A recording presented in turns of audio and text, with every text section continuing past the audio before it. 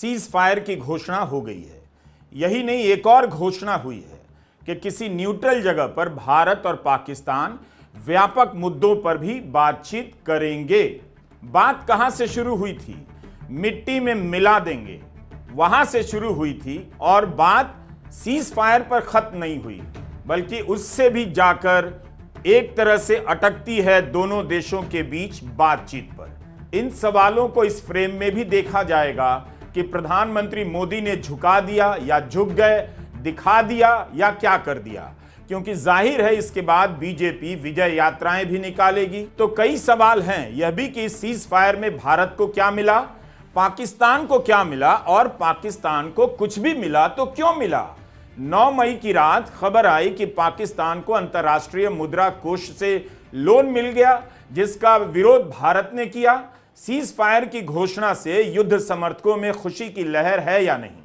यही नहीं, cease fire की घोषणा सबसे पहले भारत ने नहीं की, पाकिस्तान ने नहीं की, राष्ट्रपति ट्रंप ने वॉशिंगटन से की। यह घोषणा कुछ अप्रत्याशित आपको नहीं लगी? सीमा पर भारत और पाकिस्तान आमने सामने हैं और घोषणा हो रही है अमेरिका से।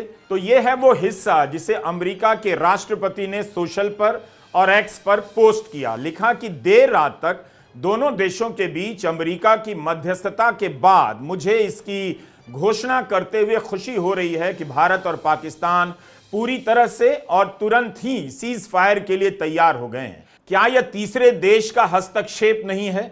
शिमला समझौता तो यही था कि भारत और पाकिस्तान के बीच कोई तीसरा नहीं आएगा। पहले कार्यकाल में जब ट्रंप ने कश्मीर के मसले पर हस्तक्षेप की बात की थी तो भारत ने साफ साफ मना कर दिया, लेकिन अब तो ट्रंप घोषणा कर रहे हैं वॉशिंगटन से भारत पाकिस्तान से बात करेगा, इसकी भी सूचना वॉशिंगटन से आ रही है। अब यह साफ नहीं कि भारत और पाकिस्तान के बीच होने वाली बातचीत में कश्मीर भी शामिल होगा या केवल आतंकवाद के सवाल पर बात होगी। जितनी जल्दी हो सके भारत सरकार को इन सवालों के बारे में जवाब देने चाहिए। इस खबर के आने के बाद सोशल मीडिया में इंदिरा गांधी का एक बयान चलने लगा। 3 दिसंबर 1971 को जब भारत और पाकिस्तान के बीच आधिकारिक रूप से युद्ध शुरू हुआ, उससे एक शाम पहले न्यूयॉर्क टाइम्स के पहले पन्ने पर खबर छपती है कि इंदिरा गांधी सुनने को तैयार ही नहीं। तो तथाकथित बड़े राष्ट्र हैं, वे भारतीयों को ऑर्डर नहीं दे सकते। इंदिरा गांधी ने ब्रिटेन का नाम लेकर कहा, लेकिन इस बारे में संदेह नहीं छोड़ा कि वे अमेरिका की भी बात कर रही हैं। इस बयान के एक दिन पहले अमेरिका ने भारत को दिए जाने वाले सभी हथियारों के लाइसेंस रद्द कर दिए थे। इंदिरा गांधी ने कहा कि वे दिन गए जब 3000-4000 मील दूर बैठा कोई देश अपने रंग की कथित श्रेष्ठता के आधार पर भारतीयों को ऑर्डर दे सकता था। वैसे युद्ध रुकने की खबर हमेशा अच्छी होती है, फिर भी यह कहने से पहले युद्ध के समर्थकों से एक बार पूछ लीजिएगा। उनका पता ना मिले तो मेरे वीडियो के कमेंट में आकर देख लीजिएगा, उनसे पूछ लीजिएगा सीज फायर का समर्थन करना है या नहीं। युद्ध के रुकने की खबर हमेशा मानवता के पक्ष में होती है, लेकिन जिस तरह से डोनाल्ड ट्रंप ने ऐलान किया, संदेह और सवालों के बादल भी घिराए हैं। सवाल इसलिए कर रहा हूं क्योंकि इसकी घोषणा सबसे पहले ट्रंप करते हैं और वे लिखते हैं कि अमेरिका देर रात तक दोनों देशों के बीच मध्यस्थता करता रहा और सीज फायर की घोषणा करते हैं। लेकिन संदेह इसलिए हुआ क्योंकि इसके थोड़ी देर के बाद समाचार एजेंसी एएनआई की तरफ से एक ट्वीट आता है। एएनआई की प्रमुख स्मिता प्रकाश लिखती हैं कि कोई तीसरा देश नहीं, केवल भारत और पाकिस्तान। तो जबकि इनके ट्वीट से काफी देर पहले अमेरिका से ट्वीट आ गया था कि अमेरिका रात भर मध्यस्थता करता रहा। क्या जो भी सूत्र इस तरह की बातें कर रहे हैं केवल भारत और पाकिस्तान के बीच बातचीत हुई है? क्या वो अमेरिका के राष्ट्रपति से अलग बात कर रहे हैं? भारत के विदेश मंत्री एस जयशंकर ने अपने ट्वीट में अमेरिका का नाम नहीं लिया है। यही कहा है कि आज भारत और पाकिस्तान गोलीबारी और सैन्य एक्शन को रोकने के लिए एक सहमति पर पहुंचे हैं। पाकिस्तान के विदेश मंत्री इसहाक डार ने जो ट्वीट किया उसमें भी अमेरिका का नाम नहीं लिया गया, लेकिन अमेरिका इसकी घोषणा कर रहा है। यही नहीं, अमेरिका के विदेश सचिव मार्को रूबियो के ट्वीट को आप कैसे देखेंगे, जो लिखते हैं कि पिछले 48 घंटे से उपराष्ट्रपति वांस और मैंने भारत और पाकिस्तान के वरिष्ठ अधिकारियों से बात की। प्रधानमंत्री नरेंद्र मोदी और प्रधानमंत्री शहबाज शरीफ से, विदेश मंत्री एस जयशंकर से, पाकिस्तान के सेना प्रमुख असीम मुनीर से, राष्ट्रीय सुरक्षा सलाहकार अजीत डोवाल और असीम मलिक से। मुझे यह बताते हुए खुशी हो रही है कि भारत और पाकिस्तान की सरकार तुरंत सीज फायर के लिए राजी हो गई।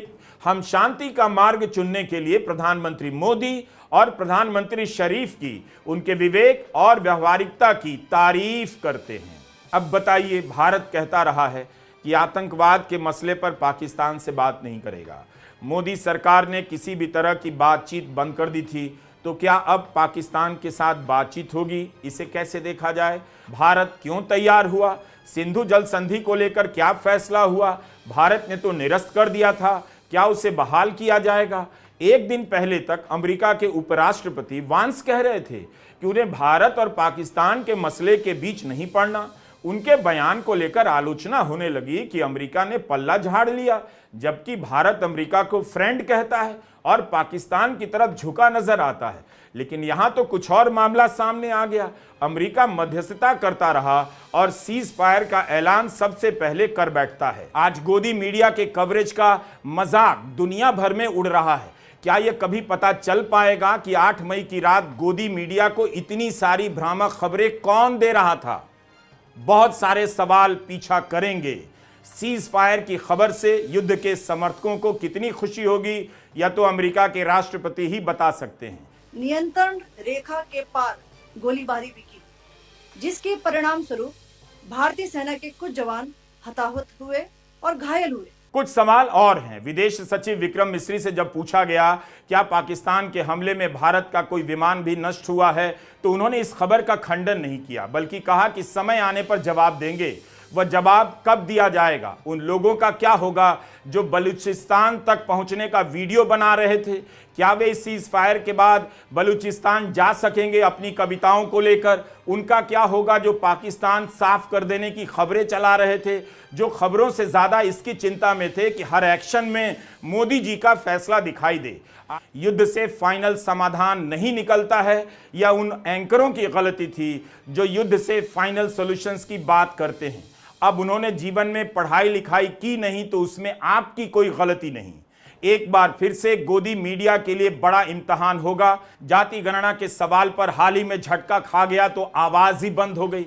जाति गणना का विरोध करने वाला गोदी मीडिया समझ नहीं पाया कि अब जाति गणना की तारीफ कैसे करें, मोदी जी का मास्टर स्ट्रोक कैसे बताएं। सेम टू सेम चैलेंज गोदी मीडिया का इस बार होगा कि जो युद्ध को लेकर सनक चुका था, अब उसे बातचीत और सीज फायर की तारीफ करनी पड़ेगी, सीज फायर के फायदे बताने पड़ेंगे।